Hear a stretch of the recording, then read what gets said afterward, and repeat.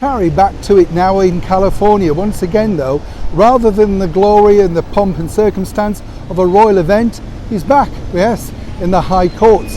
But how's it panning out this time? Good morning, Neil Sean here in the very heart of London, and as ever it's nice to have your company, but it really is an interesting take, isn't it, with this and Prince Harry, because as we told you only last week, it must be very strange for Harry now, not so much Meghan but Harry, going back to a life really of, well, things that are half finished, half baked. When you look at things that they've done, the Travelist thing, also the Better Up thing where he was telling people to stop your job if you don't like it for burnout.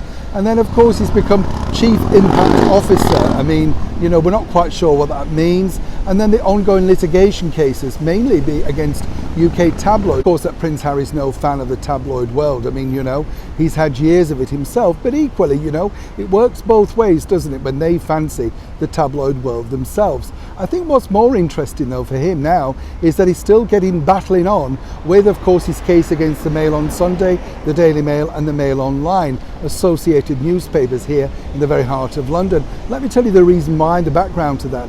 It already centres upon the Home Secretary, the battle with the Met Police and Her Majesty's government. Rather embarrassing, let's be honest. And it's an ongoing case because he feels that what that particular tabloid newspaper printed was an infringement on his privacy, and the fact that they gave away too much detail.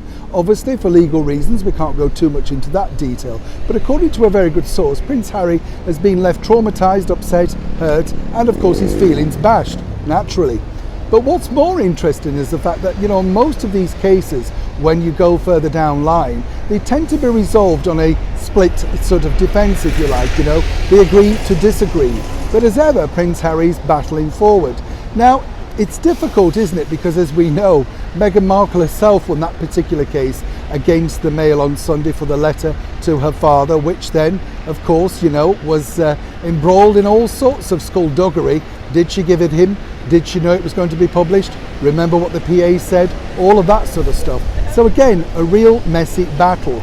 But according to that good source, Prince Harry really believes that this has legs, a good case, because he says that his privacy was infringed.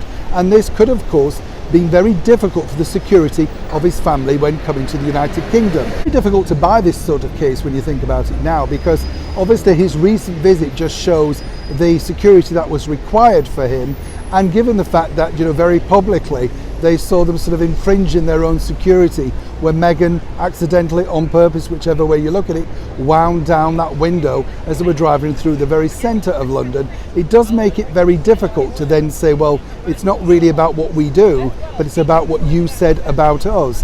As I say, it becomes rather demeaning. More importantly though, for Harry and Meghan, even if they do win this case, they will not win the backing of the public. And that's really what's required now. The problem is, it's not about winning money, winning law cases, civil cases, legal disputes, all that sort of stuff, of which there are plenty, of course, with Harry and Meghan over the years. But more importantly, how does it leave their standing? Because as we've seen, when you attack the tabloid newspapers, they simply go, well, very heavy on you. And let me explain how this works very briefly, because even if they have to pay out a lot of money, the tabloids can use your picture, your story for clickbait, for sales of newspaper, online sales, syndication, so they never really lose out because people enjoy the story. So one way or another, they recoup.